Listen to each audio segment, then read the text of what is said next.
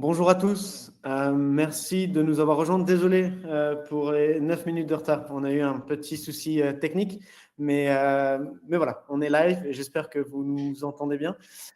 Du coup, merci de nous avoir rejoints. Donc aujourd'hui, on va parler de le retour d'expérience de CDC avec Conductor et de faire un webinaire à ce propos-là. On va commencer par de petites introductions de notre côté. Julien, si tu veux t'introduire rapidement et après on prendra le micro avec Aurélie. Ouais, mais déjà bonjour à tous et puis désolé, je tiens à m'excuser. J'ai dû basculer sur un autre ordinateur. L'ordinateur de la CDC informatique est sécurisé et je pouvais pas accéder au Live Store, et donc ça a pris du temps. J'ai dû basculer sur un Mac, etc. Et je m'excuse 10 000 fois, j'aime pas être en retard. Au niveau de mon expérience, j'ai été expert technique chez SQLI pendant environ 6 ans et depuis 6 ans, je suis chez CDC Informatique. Je suis architecte technique chez CDC Informatique depuis 5 ans et depuis peu, j'ai intégré la direction de l'ingénierie logicielle dans le pôle fondation où je suis responsable de la plateforme Kafka. Super, merci Julien. On rentrera un peu plus en détail sur ton expérience, c'est le but d'aujourd'hui. De notre côté, bonjour à tous. Donc moi je suis Vincent, chargé de compte pour le marché français et européen en général.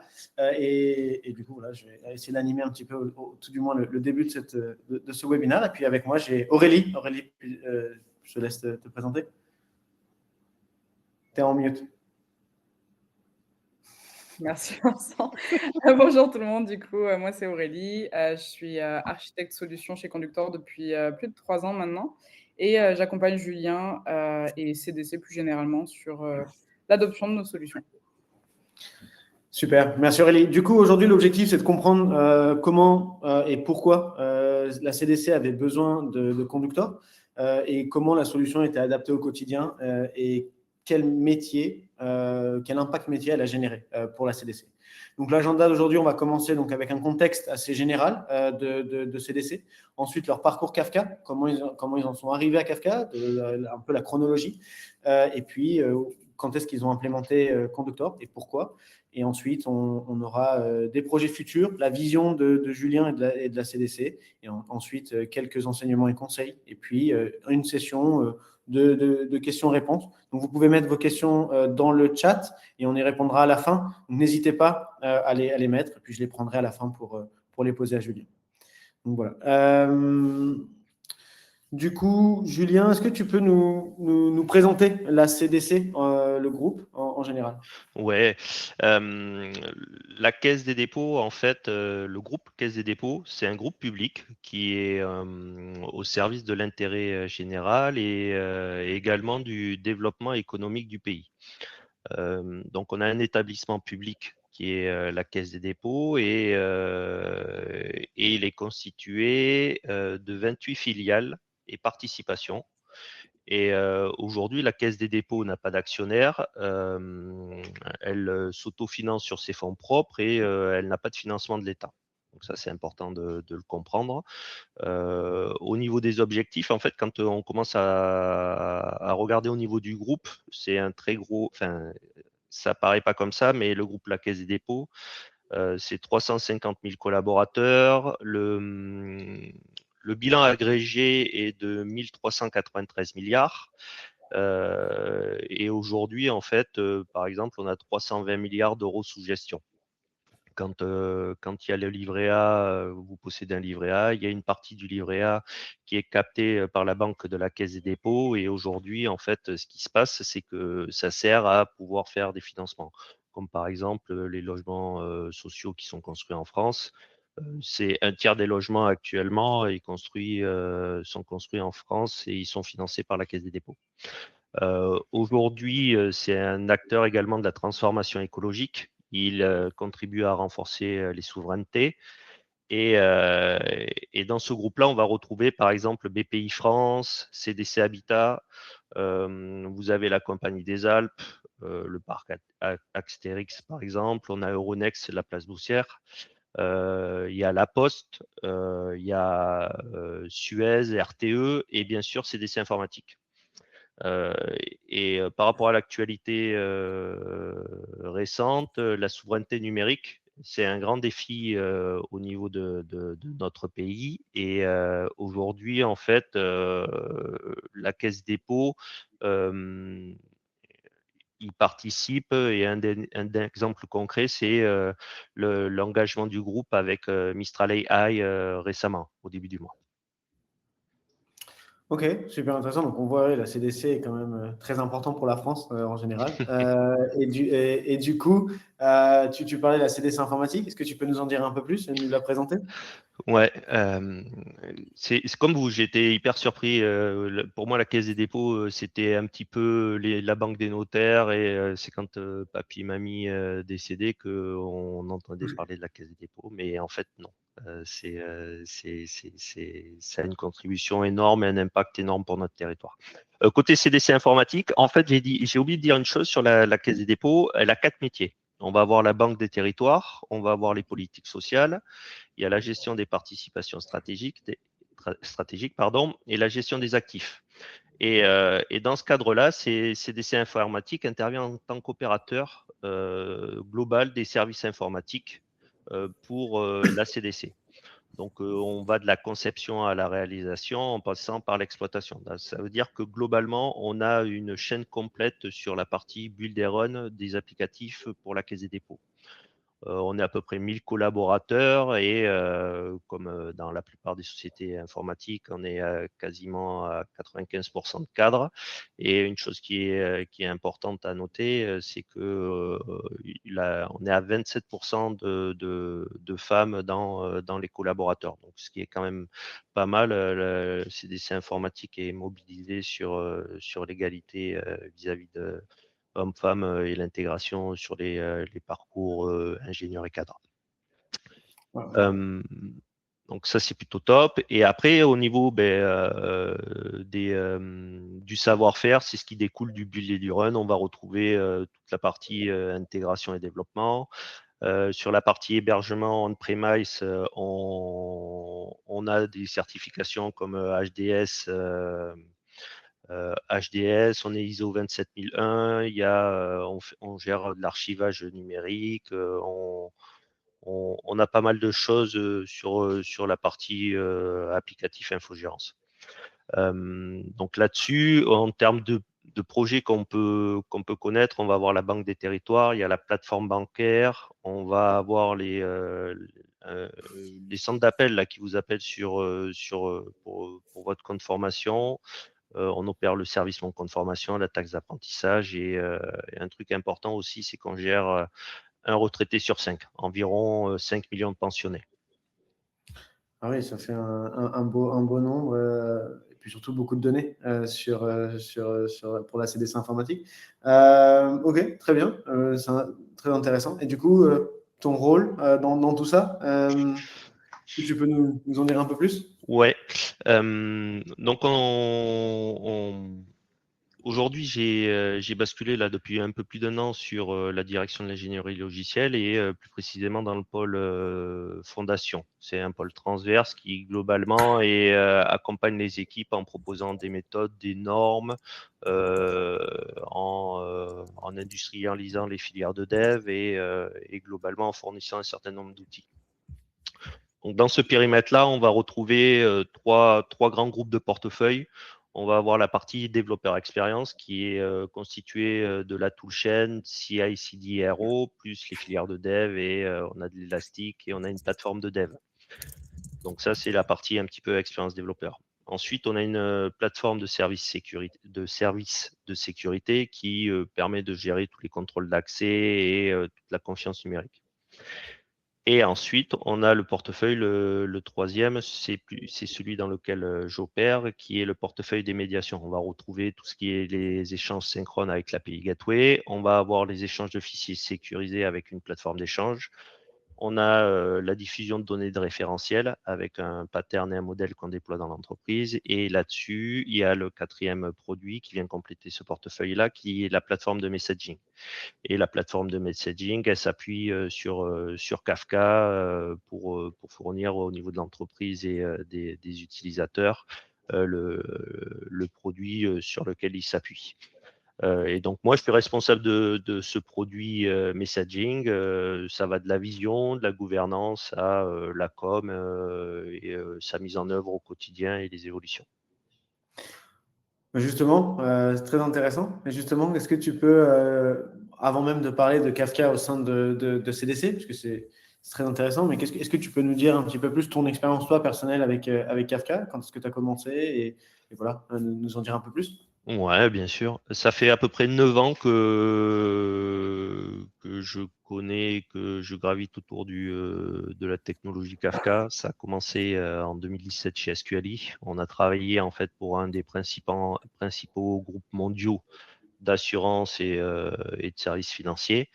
Et ensuite, quand je suis arrivé chez CDC Informatique, en plus de mes activités d'architecture, j'ai travaillé à la mise en œuvre de la plateforme, la nouvelle plateforme Kafka. Super, ouais, 9 ans. Du coup, je pense que ton expérience va être très valuable pour la plupart de nos auditeurs. Euh, ok, est-ce que du coup, pour revenir un tout petit peu sur CDC, tu peux nous présenter un peu l'architecture CDC, où est-ce qu'est Kafka, etc. dans votre Ouais. architecture? On... Donc on doit être globalement agnostique en fait au sujet d'actualité avec les fournisseurs de services, que ce soit AWS, GCP, Azure ou autre. Donc on est sur un modèle d'hébergement full on-premise. Ça veut dire qu'on opère les machines sur notre infrastructure. On est au niveau des logiciels qu'on opère dans cette plateforme-là.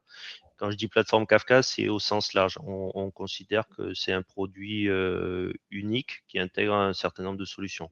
Donc, on est sur une distribution de Confluent Platform. Là-dessus, on est réparti sur 2 data centers et demi. On a la console de Conductor qui est déployée sur tous nos environnements. On a la gateway de Conductor en développement et en recette. Et après, sur toute la partie supervision et observabilité, on va retrouver les stacks standards, Elastic, Grafana, Prometheus. On a du Splunk pour la partie trace d'audit de sécurité.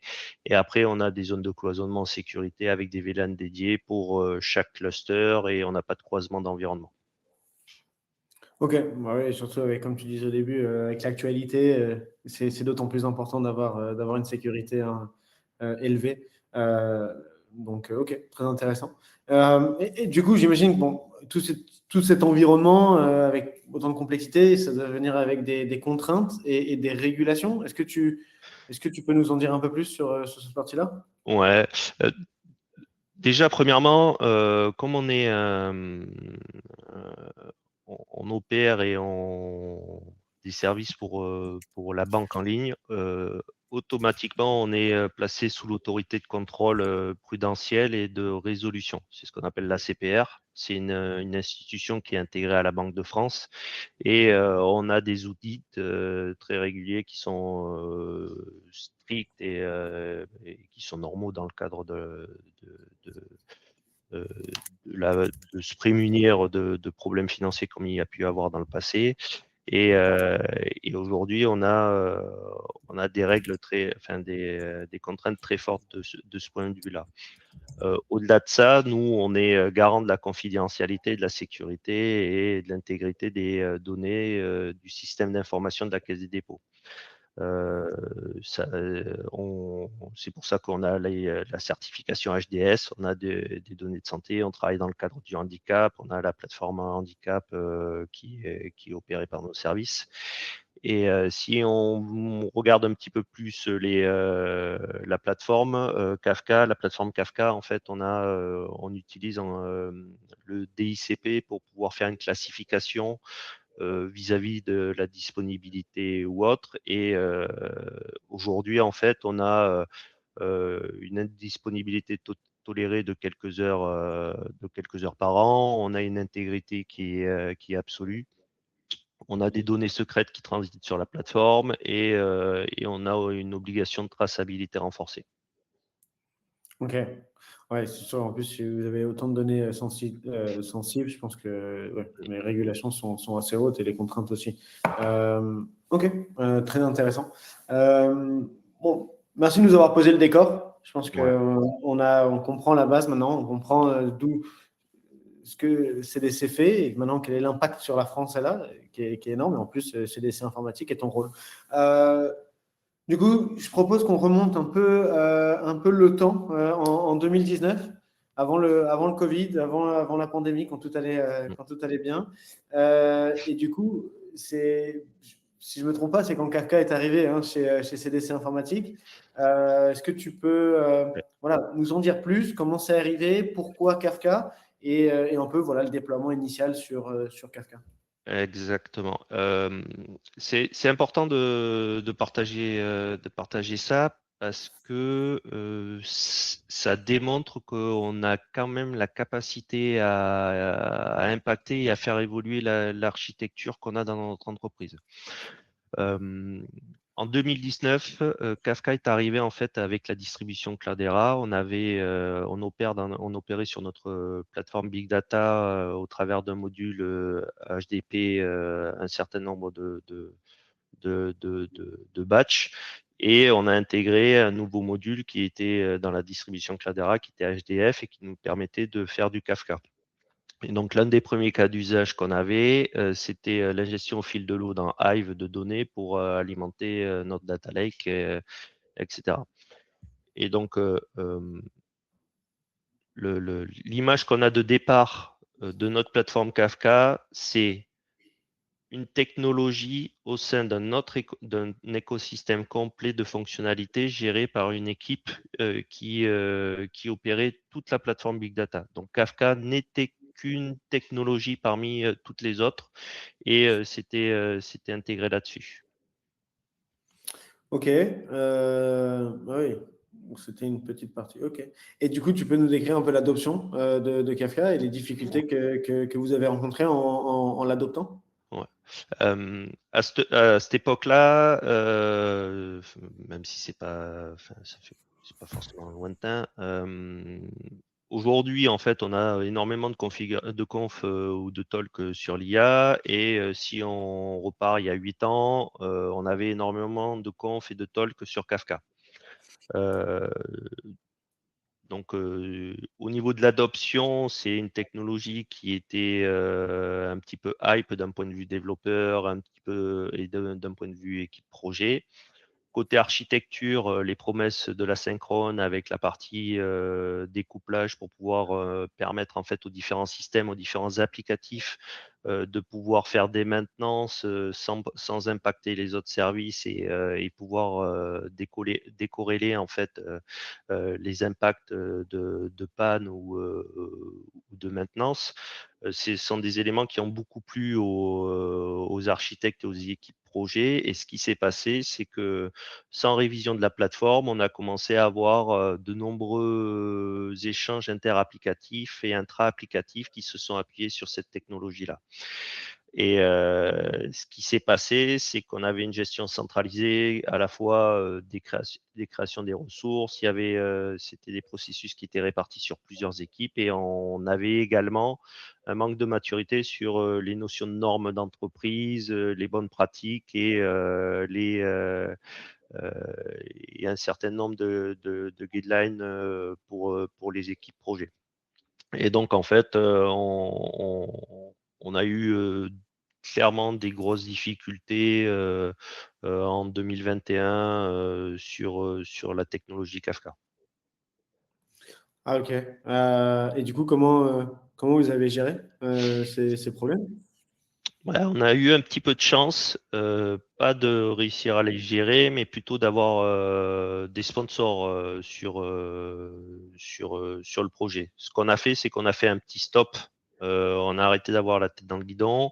On a pu avoir des sponsors côté CTO, côté production, côté aussi ingénierie de dev. Qu'on a réussi à convaincre sur le fait qu'il fallait faire un projet de refonte de la plateforme, de l'offre de service Kafka pour en faire un produit à part entière et essayer de voir comment on le construit pour éviter de se retrouver dans les mêmes pièges que dans lesquels on était quand on a lancé ce projet de refonte. Et donc, l'un des principes, notre objectif, je pense, le plus important, c'était d'offrir un cadre permettant en fait aux équipes projets d'utiliser la plateforme en self-service sans pour autant dégrader nos aspects et nos enjeux de sécurité et de conformité. Ok. Oui, du coup, ça fait sens. Mais du coup, après ce projet de refonte, est-ce que tu as mis en place des outils à disposition des équipes en self-service? Et si oui, lesquels? Ouais. Donc, sur le projet de refonte a duré à peu près 6-8 mois. Là-dessus, il y a eu aussi une phase de décommissionnement de l'ancienne plateforme et on a décidé en fait de partir sur une distribution Kafka avec des clusters dédiés opérés par une équipe. Et aujourd'hui, ce qui s'est passé, c'est qu'on a développé un outillage. Euh, Après, bon, il n'est pas très original en termes de nom, mais c'est Kafka ICDC GitOps qui est notre outil de custom pour pouvoir avoir des ressources as code. Ça permet en fait aux équipes globalement d'avoir un dépôt, un repo Git dans lequel en fait ils ont un fichier qui va décrire les ressources qu'ils souhaitent créer dans le cluster et l'état dans lequel le cluster ils souhaitent l'avoir. Et aujourd'hui, ça passe par la moulinette. On a un certain nombre de contrôles et ils peuvent gérer un certain nombre de ressources Kafka ou de fonctionnalités. Et dès le début, on l'a pensé en fait multi-environnement. Donc ça veut dire qu'on a par exemple un cluster par zone de cloisonnement, mais dans ce cluster, les équipes projets peuvent avoir X environnements qui sont étanches parce que derrière, on s'est appuyé sur une gouvernance qui était inférée par les règles de nommage et les ACL. Et ça leur permet de gérer les multi-env, les topics, les schémas, les connecteurs, les Kafka Stream. Ah, on t'a perdu, Julien. Non, désolé, ça avait coupé. Ils peuvent gérer par exemple l'association des comptes de service d'autres applications aux ressources de leur projet via déclaration dans ce fichier. Et ce qui se passe, c'est qu'on leur a mis à disposition un cadre qui leur permet globalement d'être autonome dans ce cadre-là. Donc, c'est un petit peu comme sur Kubernetes avec les namespaces. Et c'est dans ce cadre-là, l'équipe projet a la responsabilité. On a fait un petit peu de shift left d'un point de vue responsabilité. Et aujourd'hui, les équipes projet, s'ils veulent déclarer un connecteur de Change Data Capture Postgre, ils le font dans leur descripteur. Ils ont besoin d'un account base de données et en une demi-heure, parce qu'ils ont besoin de quelques accès, en une demi-heure, ils peuvent mettre, par exemple, un pattern, un hotbox pattern, par exemple, sur leur service et publier des événements dans Kafka. Ok, très intéressant. Mais du coup, autant de projets, du silotage, etc. J'imagine que l'équipe centrale a dû évoluer aussi avec les équipes projets. Quelle était l'évolution de cette équipe centrale? Donc, comme je le disais avant, on avait une équipe Big Data. Ce qui a été fait, c'est qu'il y a eu une équipe Kafka qui a été montée et qui a bossé uniquement sur le périmètre Kafka. Donc, elle était composée d'un Ops, un expert technique et moi-même en tant qu'architecte. Et on a instruit le projet. Aujourd'hui, après 3 ans, on est passé à 2 Ops, 2 experts techniques et moi en tant que responsable produit. On a eu un peu de croissance, mais c'est essentiellement dû au SLA, aux astreintes. Voilà. Globalement, on est stable là depuis 1 an et demi. On est à 2 Ops, 2 experts techniques. Et moi. Ok. Ok. Et du coup, les responsabilités ont un peu changé, ont un peu été déplacées, d'après ce que je comprends. Et du coup, comment vous avez assuré la gouvernance voilà, selon les responsabilités?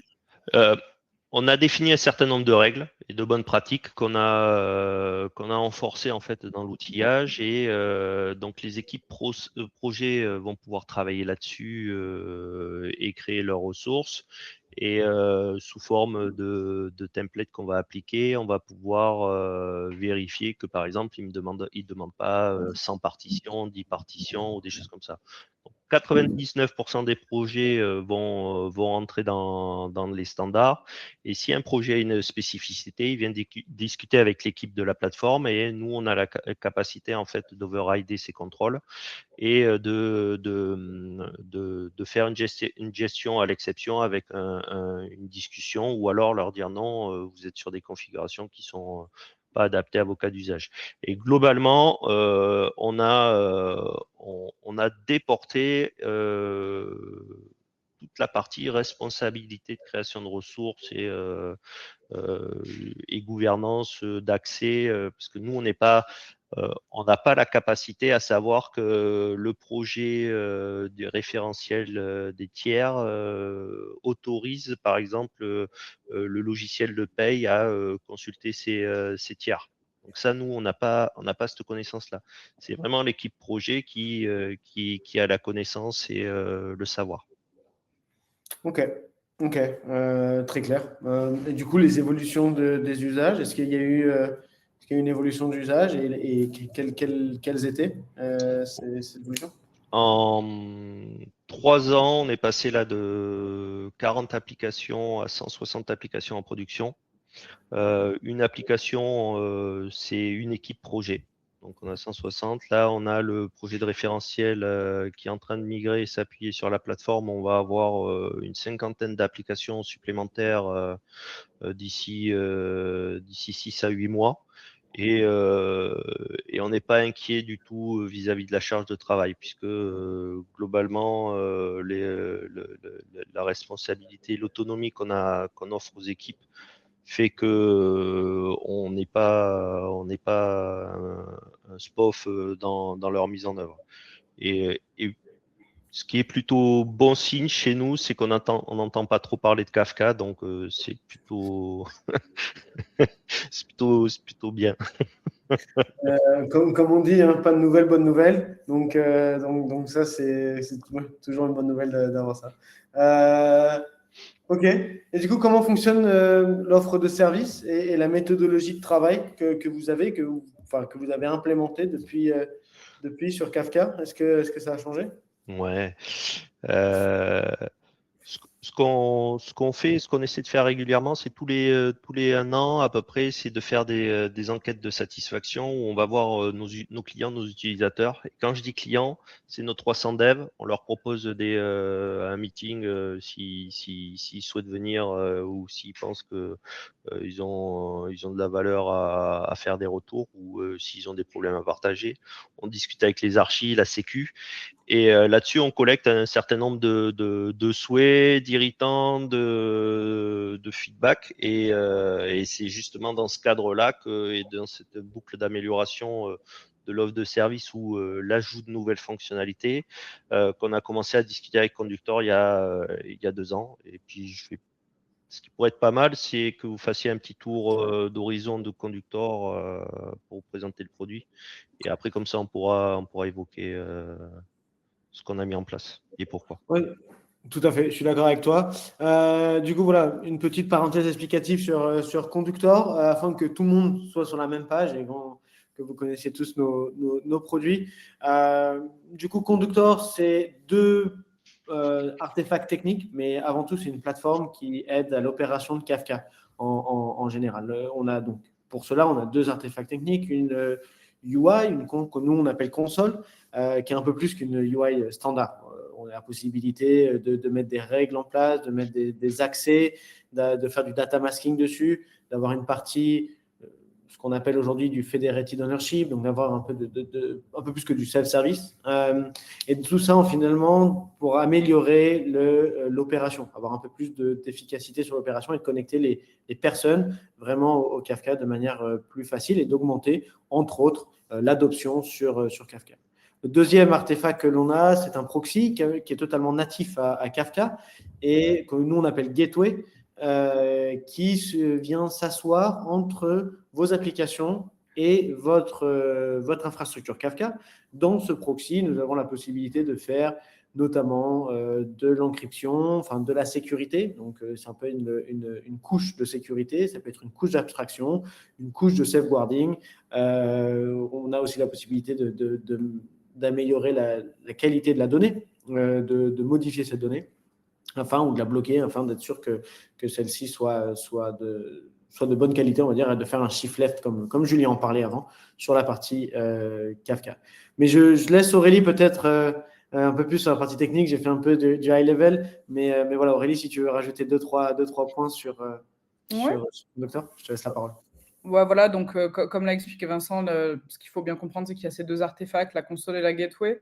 Dans le cadre de la CDC informatique, Julien utilise surtout la console pour la partie ouverture des usages, donc utiliser la console comme un moyen pour les personnes qui sont non techniques d'utiliser Kafka, et sur la partie self-service aussi. Et la gateway va offrir tout ce qui est chaos testing, renforcement de bonnes pratiques. On va aussi pouvoir faire du data quality et de la sécurité avec le chiffrement de la donnée. Je propose, Julien, du coup, pour la suite, que tu expliques, peut-être en partant de la console, comment est-ce que cet artefact s'est intégré dans ton organisation et comment est-ce que ça vous a aidé en tant que CDC informatique? Oui, merci Aurélie.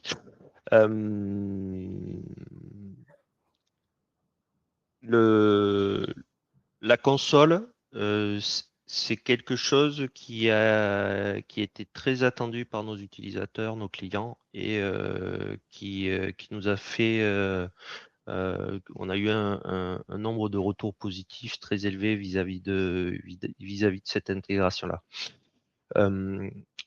On n'avait rien sur étagère. L'IHM qu'on avait dans la distribution nous convenait pas en termes de sécurité, performance, et donc là-dessus, on avait une problématique de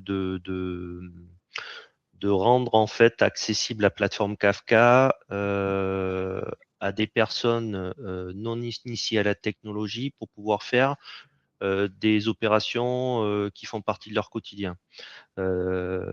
Typiquement, je suis dans une équipe de développeurs, je dois faire quelques tests et je fais partie d'une équipe QA pour pouvoir recéter les devs, ou alors je suis à la MOA et j'ai besoin de faire une recette métier en produisant un événement en entrée dans mon système, mais j'ai des problèmes, j'ai une rupture et j'étais obligé de solliciter soit un membre de l'équipe de dev, soit un tiers, et donc c'était clairement pas optimal en termes d'expérience d'utilisateur, ou même pour les processus de recettes, c'était très contraignant. Et donc, si on passe à 50 équipes, 60 équipes, et que on a une recette tous les 2 mois, j'extrapole, mais on se rend bien compte qu'on y a une perte d'efficacité, une frustration par nos utilisateurs, et l'objectif vraiment, c'était de leur fournir quelque chose qui leur permette de faire leurs opérations. Et dans ce cadre-là, en fait, la console, elle est pas mal, elle est vraiment pas mal, parce qu'il y a un certain nombre de fonctionnalités qui sont pensées utilisateurs. Il y a des fonctions de replay de messages, il y a des fonctions de recherche, de filtre. Il y a un certain nombre de sujets qui sont cochés. Par exemple, on a des exigences de traces, donc on peut obtenir les traces des actions. On a une intégration SSO qui a été faite récemment chez nous. Donc, on l'a pu l'intégrer dans notre écosystème d'entreprise qui gère toute la partie habilitation et accès.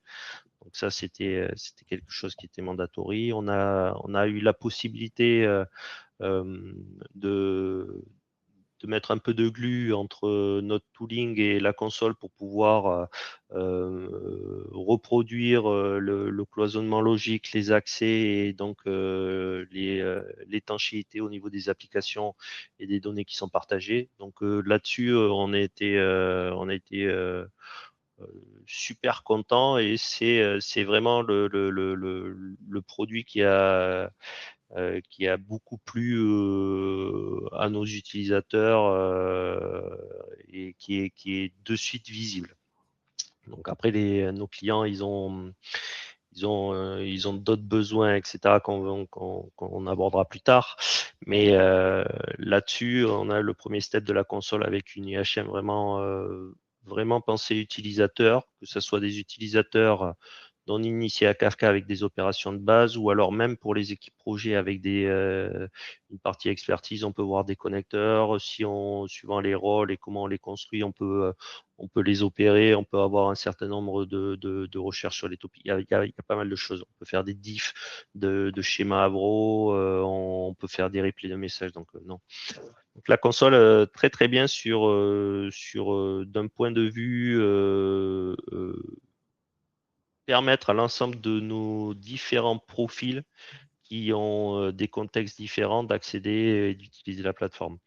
Et, dans ce cadre-là, par exemple, un des problèmes qu'on avait, c'était les notions de troubleshooting où il fallait, dans certains cas, mobiliser l'équipe pour pouvoir faire du partage d'écran et checker un certain nombre de choses dans les clusters. Donc là-dessus, en donnant de l'autonomie en fait aux différentes équipes, on a pu déléguer cette partie de troubleshooting et c'est vraiment dans des cas complexes qu'on intervient.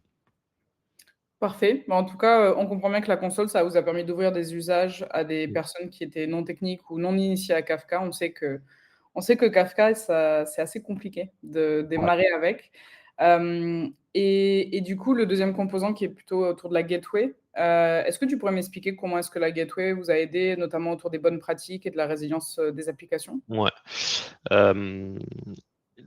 Donc on a eu la première approche, c'était vraiment la partie IHM pour nos utilisateurs. Mais quand on a discuté avec Conductor, ils nous ont présenté aussi le produit Gateway.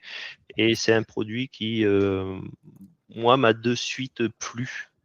Dans le sens où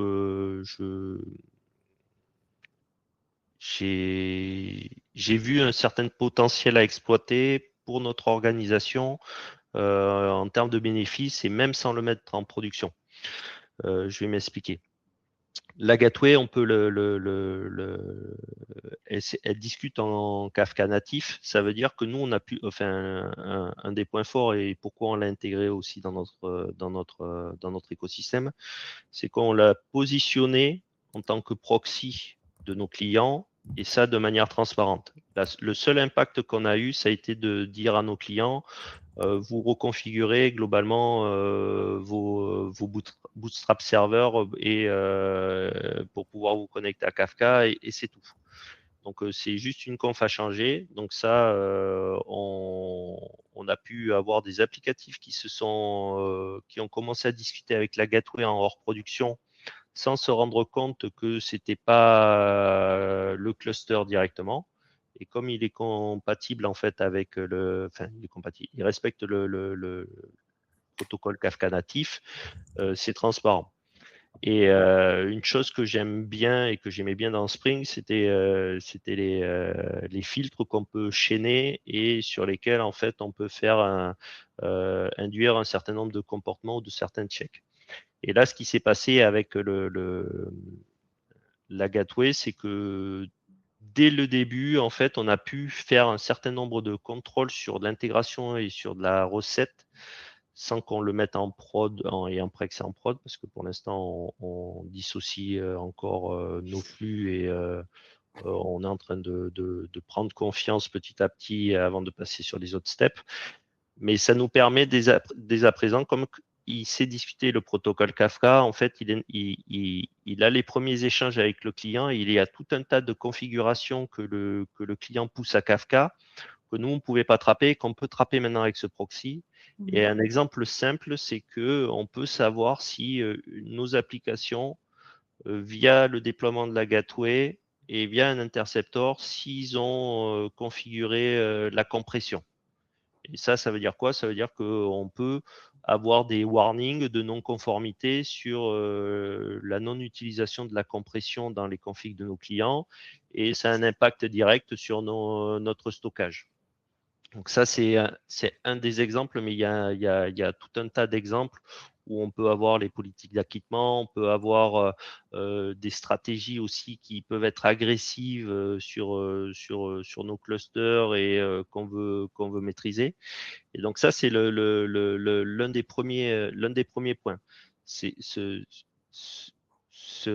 proxy-là, placé en intégration à un recette, permet de valider à l'échelle les configurations de nos clients et de détecter en amont des non-conformités. Donc ça, c'est plutôt pas mal. Et un des deuxièmes points, c'est au-delà de faire du check et de la conformité, on l'a utilisé pour pouvoir générer un comportement. Donc Aurélie en a parlé tout à l'heure, il y avait la partie chaos testing. Ça veut dire quoi? Ça veut dire que aujourd'hui, nous, via GitOps, c'est pas parfait encore. C'est des choses qu'on veut travailler en termes d'expérience utilisateur, mais via leur fichier de déploiement, on va communiquer là-dessus et ça fait un petit moment que c'est en place. Ils peuvent activer un intercepteur de génération de doublons dans la partie cloud testing. Ça veut dire quoi? Ça veut dire que je suis une application, j'ai envie de tester l'idempotence sur mon cluster Kafka pour bien vérifier que j'ai pas d'effet de bord et que je vais pas réenvoyer des paiements en double, par exemple. Ou si je relis la topic depuis le début, j'ai pas de problème. Cet intercepteur-là, quand le consommateur va lire le message, il va prendre le message et il va lui renvoyer 2 fois. Il va pouvoir générer des doublons. Et ça, sans modifier notre cluster, en maîtrisant le périmètre du chaos testing à la maille d'un applicatif. Et donc là-dessus, on a cette double fonctionnalité qui est d'introspection et de check et d'audit. Et une autre où on commence à utiliser la génération et de comportements maîtrisés. Très clair. Merci, merci beaucoup Julien. Donc on comprend bien que la gateway, vous l'utilisez à l'heure actuelle pour 2 use cases principaux. Donc la résilience des applications avec chaos testing et tout ce qui est enforcement de bonnes pratiques avec la gouvernance, et cetera. J'imagine que le fait d'avoir intégré ces 2 nouveaux composants dans votre tooling, ça a un petit peu il y a eu un petit peu un impact sur, ton équipe. Est-ce que leur sujet de focus a évolué et comment est-ce que ça a impacté ton équipe?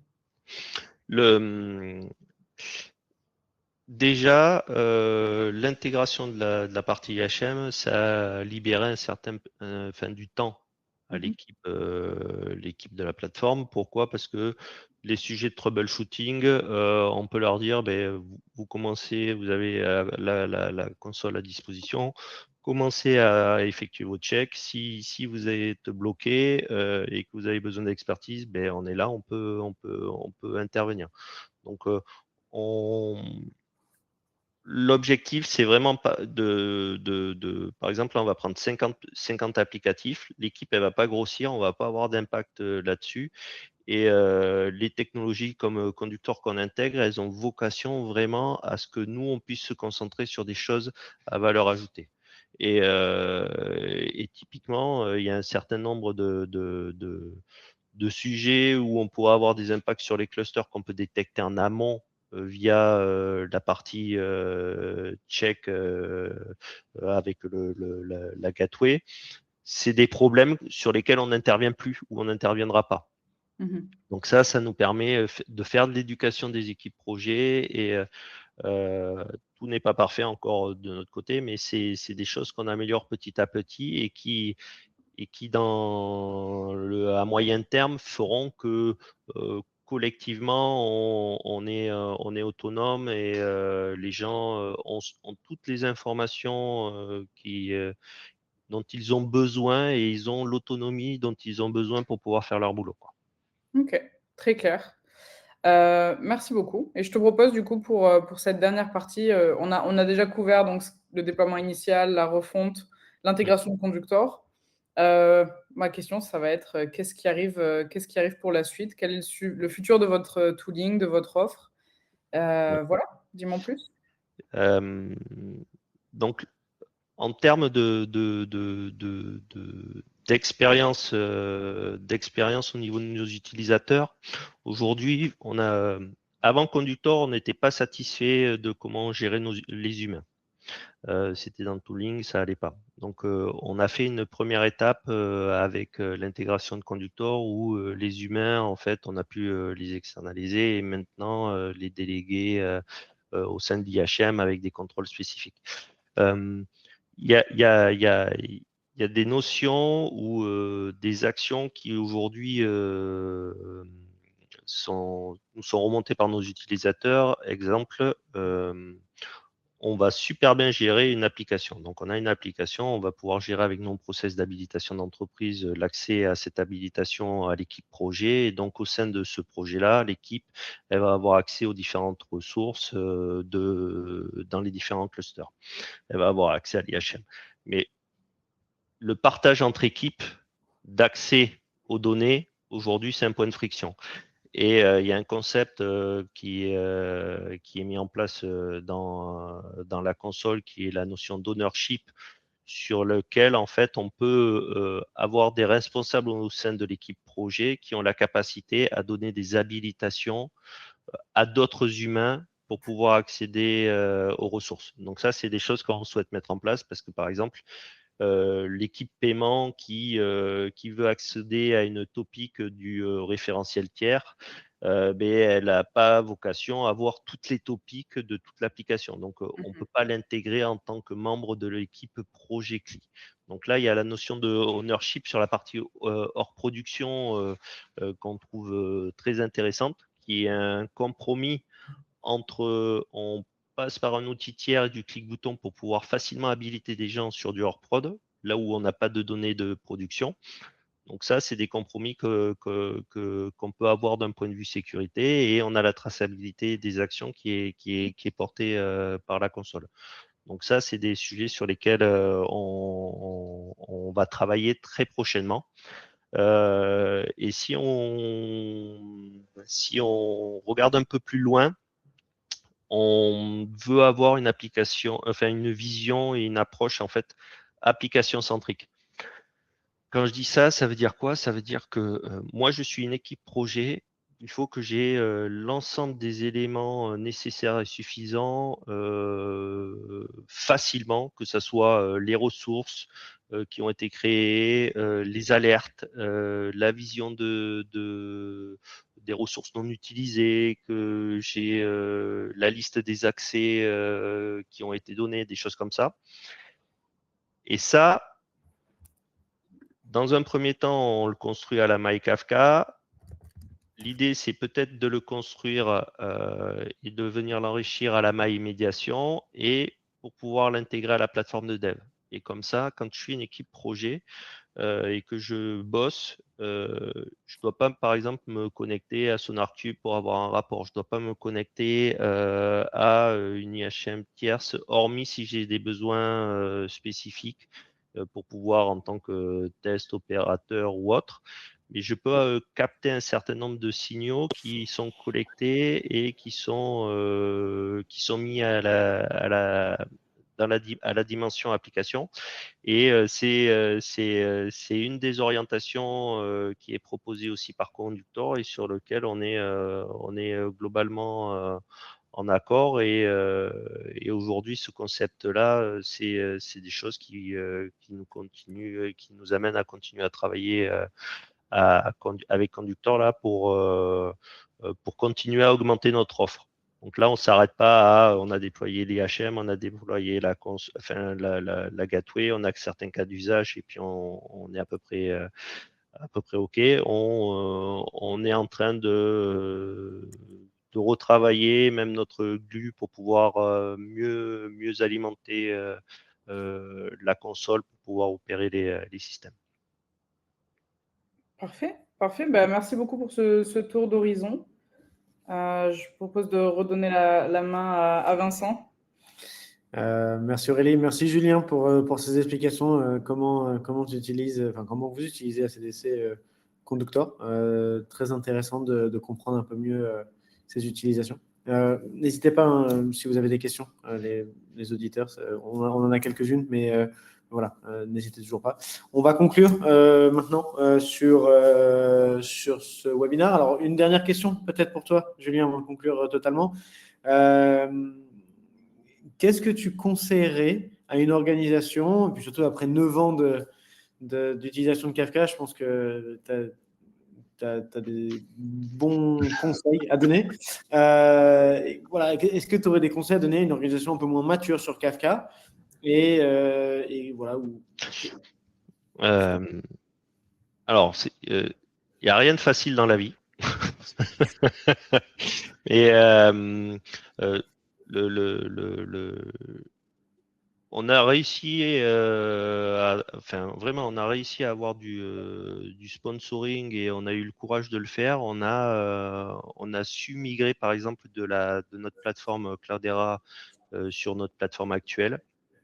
On a su imposer l'Avro pour tous les échanges publics. Et en même temps, on a pu appliquer, je pense, le plus gros conseil que je puisse donner, c'est penser la gouvernance dès la mise en place de la plateforme. Et quand je dis gouvernance, c'est pas le RACI dans un Excel avec qui fait quoi et les actes. C'est penser la gouvernance pour pouvoir la déléguer aux équipes projets dans un cadre en fait qui puisse être industrialisé. Et je pense que c'est le plus dur à mettre en place. Mais une fois qu'on a réussi à mettre ça, la plateforme roule et on se retrouve dans une situation beaucoup plus sereine. D'un point de vue adoption, passage à l'échelle et même tout ce qui est la partie observabilité. Parce qu'on peut facilement extraire des informations, que ce soit par la nomenclature, que ce soit par les référentiels d'habilitation ou autre, ou par dans notre cas, notre fichier d'état, on peut facilement retisser toute l'architecture et qui consomme quoi. Donc ouais, le plus important, c'est la gouvernance et donner de la responsabilité aux équipes projets dans un cadre qu'on maîtrise et qui correspond à notre entreprise. Ok, super. Merci pour ces conseils. Alors, je regarde. Je crois qu'on a deux questions. Une question intéressante. Dire sur quelle était la feature la plus appréciée des utilisateurs quand vous avez mis Conductor en place? C'est vraiment la partie IHM. Déjà, les recherches avec les filtres, la possibilité de produire des messages facilement, d'aller voir les schémas, des choses comme ça. En fait, c'est les petites opérations de base qui nécessitent à être développeurs et qui ont été rendues possibles. Et les gens, au travers de l'outil qui est quand même bien pensé pour ce type d'utilisateur, fait que c'est super intuitif. Et enfin, nous, on a eu voilà, là, je demanderais aux équipes projet s'ils veulent plus de l'IHM et de la console, ça crie fort, quoi. Ouais, on voit ça souvent aussi avec d'autres clients également. C'est quelque chose que beaucoup apprécient. Ok, très bien. Une dernière question. Quelle tendance voyez-vous autour de Kafka aujourd'hui? Est-ce que tu as t'as un peu donné une type de réponse avant, mais voilà, est-ce que tu as des tendances que tu vois aujourd'hui sur Kafka? Ouais, alors, au-delà de la partie données, Je pense que cette plateforme-là va servir continue et va servir à de nombreux cas d'usage. Et ce qu'on voit aujourd'hui, par exemple, sur la partie agentique, beaucoup d'agents et d'implémentation peuvent s'appuyer justement sur Kafka pour gérer le contexte. Donc, la plateforme en soi, elle va pas avoir je pense qu'elle va être agnostique aux tendances. Je pense que c'est une épine dorsale d'un produit asynchrone sur lequel, en fait, les différentes tendances vont pouvoir s'appuyer. Aujourd'hui, moi, je suis une équipe projet. Si j'ai besoin de faire du synchrone, je vais avoir mon API Gateway. C'est une première partie de ma colonne vertébrale. La deuxième, c'est Kafka. C'est celle sur laquelle j'ai l'asynchronisme sur lequel je peux m'appuyer. Et après, je déploie tous mes cas d'usage. J'ai l'IA, l'agentique là-dessus, je vais peut-être pouvoir avoir la persistance qui est portée par mon cluster Kafka. On va peut-être avoir besoin de MCP avec de l'IA pour pouvoir discuter avec certains topics. Il va falloir qu'on les sécurise de la même manière qu'on l'a fait pour nos différents clients et qu'on maîtrise notre cloisonnement logique. Mais le MCP, par exemple, ce n'est qu'un moyen de pouvoir accéder à un certain nombre d'informations. Donc, je pense que le Kafka va continuer dans le temps, et c'est plutôt que je pense qu'il est bien fait pour pouvoir accueillir même les nouvelles tendances. Ok, top. Ouais, c'est vrai, hein, avec l'IA, etc. Je pense que c'est une bonne liaison pour les données. Ok, merci pour ces réponses, Julien. Merci pour ton retour d'expérience qui était très, très intéressant. J'espère que ça vous a intéressé également, les personnes qui nous écoutaient. N'hésitez pas, si vous avez des questions qui viennent après, à nous poser la question, soit Aurélie, mais soit aussi à Julien. Ouais. Si vous avez des questions. J'ai mon LinkedIn, donc si vous voulez me pinguer pour avoir un Rex un peu plus précis, vous pouvez aussi discuter avec Aurélie et Vincent, il n'y a pas de problème. Et encore désolé pour le démarrage un peu tardif. Je suis pas doué en Mac. C'est pas grave, tant que tu es doué en Kafka, c'est le principal pour ça. Mais merci Julien. Merci à tous ceux qui nous ont rejoints aujourd'hui. Si vous voulez le revoir, on l'a enregistré, donc on pourra vous le renvoyer, n'hésitez pas. Et puis, il est 12h07, donc bon appétit à tous. Merci. Et puis, à très bientôt. Merci. Bon appétit à tous. Au revoir.